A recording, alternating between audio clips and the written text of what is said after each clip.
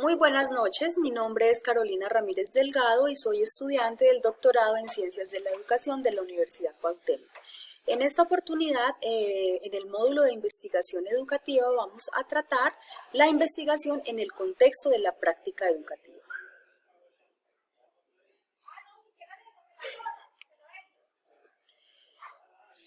Específicamente vamos a tratar en este módulo el docente como investigador.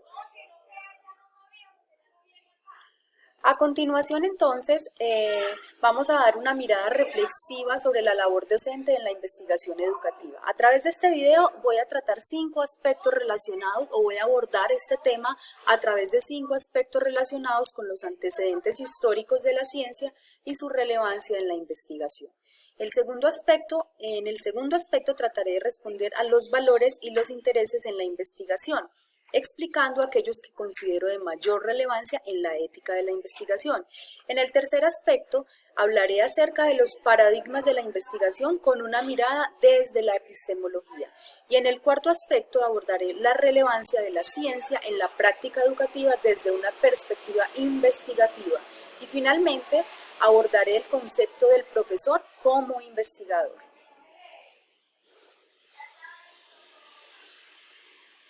Bueno, entonces para mirar el rol del docente como investigador, que es el rol que debemos tener hoy en día en la educación, es importante entonces analizar cuáles han sido los antecedentes históricos de la ciencia y su relevancia en la investigación. Para eso entonces nos vamos a remontar a las primeras rectoras del conocimiento y la enseñanza, es decir, a la Iglesia.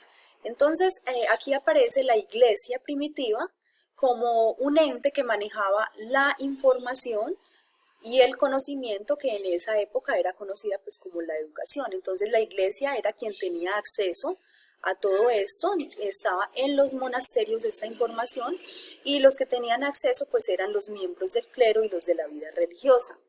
Esto a través de sus escuelas monacales. Luego entonces aparecen las escuelas palatinas, que aunque eran dirigidos por eclesiásticos, los estudiantes no tenían que ser sacerdotes o no tenían que ser miembros del clero para acceder a la información, pero sin embargo en esta época todavía la información era privilegiada y se iba a los hijos de la nobleza.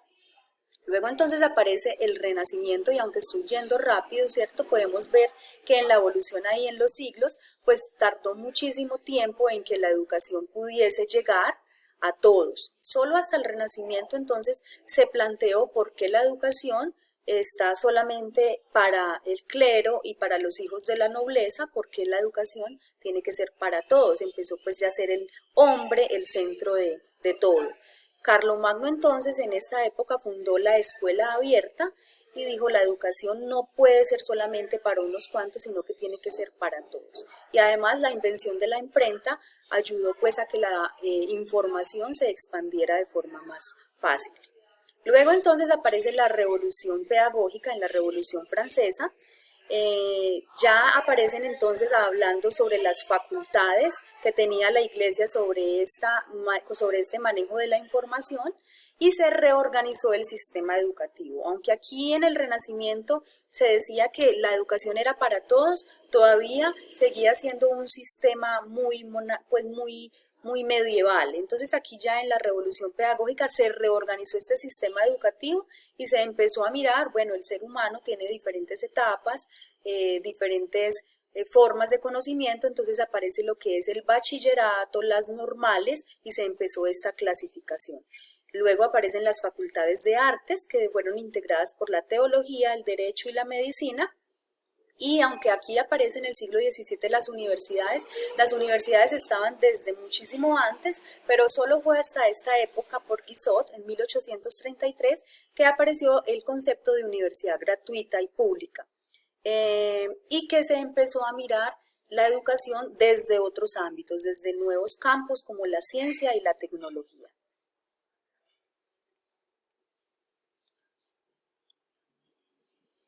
Bueno, el segundo aspecto que vamos a tratar aquí en este video son los valores y los intereses en la investigación. Entonces, Habermas distingue 3 tipos, ¿cierto? 3 tipos de intereses en la investigación. Un interés técnico o de dominio, un interés práctico o comunicativo, y un interés reflexivo o emancipativo. Es decir, que vamos como desde el interés individual, que es el dominio de lo que nosotros queremos investigar, y luego pasamos a un interés más reflexivo y más emancipativo, es decir, qué cambios vamos a traer con nuestra investigación a la sociedad. Entonces, para esto yo voy a abordar desde la ética de la investigación 4 valores que a mí me parecen muy importantes en cualquier investigación y más en la educativa. La primera es la honestidad intelectual, es decir, darle el crédito a quien le corresponde, valorar esas investigaciones que ya se han hecho y darles ese crédito que tienen, ¿cierto? Luego, el respeto a todos los actores que participan de la investigación. Hay que, desde un principio, decirle a todos los actores cuál es el propósito de la investigación y qué cosas se van a publicar y qué cosas no, porque son confidenciales. Luego, entonces, los resultados de esta investigación tienen que ser válidos, es decir, ¿cómo hacemos que unos resultados sean válidos? Pues tenemos que mirar cómo se recolectó la información, tenemos que mirar cómo hicimos para que estos resultados sean confiables. Y finalmente el compromiso social, es decir, nosotros como docentes tenemos un compromiso social, es decir, cambiar nuestros entornos. No importa que el cambio sea pequeño desde nuestra aula, desde nuestras comunidades, siempre la investigación debe apuntar a un cambio, a un mejoramiento de esos entornos educativos y sociales.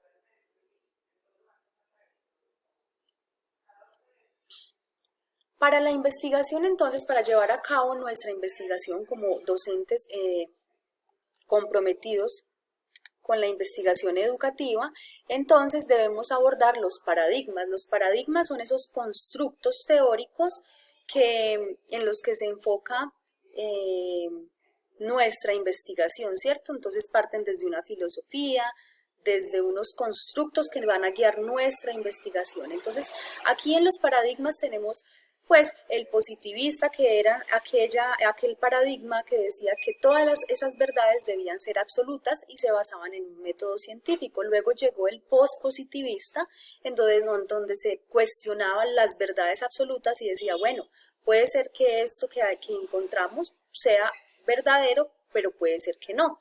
Entonces aquí también apareció como contraparte a los paradigmas positivistas, las teorías interpretativas o los paradigmas interpretativos y sociocríticos, en donde ya se involucraba más el significado de las acciones humanas, o sea, se tenía en cuenta la parte humana, no solamente esa objetividad, sino también la subjetividad, y aquí aparece Habermas y Freire con sus teorías sociocríticas.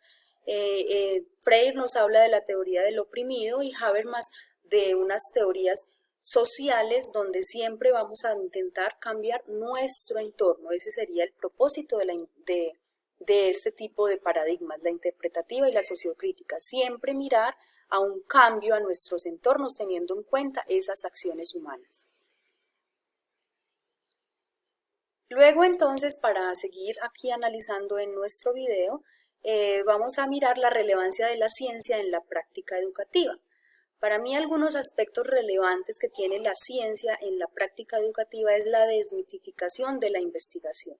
Siempre nos han mostrado la investigación como algo difícil, como algo que es muy riguroso, que se debe seguir paso a paso. No, la investigación debe ser algo que esté presente siempre en el aula, en los niños, ese deseo de saber el por qué, el para qué, cómo puedo hacer que esto funcione mejor. Entonces ahí es la investigación aplicada desde y para el aula y para el mejoramiento de nuestros entornos, no solo educativos, sino que cuando mejoramos nuestro entorno educativo se mejora también el entorno familiar, el entorno social, no solo del maestro, sino también de los niños. Además, la investigación en la práctica educativa o la ciencia en la práctica educativa nos debe ayudar a sistematizar nuestras prácticas pedagógicas. ¿Y para qué nos sirve sistematizar nuestras prácticas pedagógicas? Pues para llevar un control y para llevar un análisis de cómo hemos ido mejorando o qué podemos mejorar en nuestras prácticas. Y además de esto, mirar la investigación como una responsabilidad y como un compromiso social. Finalmente, en nuestro quinto aspecto vamos a mirar el profesor como investigador científico. Entonces, como ya lo dijimos en los antecedentes, en esta revisión de la historia, el docente pasó de ser un transmisor simplemente de información y de conocimiento, porque para eso están las redes sociales hoy en día, los niños tienen acceso a todo esto, a ser un docente reflexivo, un docente que se apasiona por lo que hace, que mira cómo puede cambiar sus entornos, cómo puede mejorar sus prácticas educativas. Y finalmente, como conclusiones, entonces, yo tengo 3 conclusiones. La educación a través de la historia ha mostrado la evolución de un docente transmisor de información a un docente más reflexivo y empoderado de su rol en la sociedad. Además de esto, la ciencia nos permite un constante cambio, nuevas concepciones y dinámicas cambiantes en la constante búsqueda del conocimiento por parte de sus actores, permitiendo la sistematización para analizar los cambios y el impacto de procesos. Y finalmente, con todo lo anteriormente expuesto, se evidencia la necesidad de reestructurar el rol del docente en la sociedad. Actualmente la sociedad requiere docentes reflexivos sobre sus prácticas educativas, sobre sus entornos, para así impactarlos y sobre todo reflexivos y dispuestos a transformar las realidades sociales. Muchas gracias compañeros y muchas gracias docente por su atención.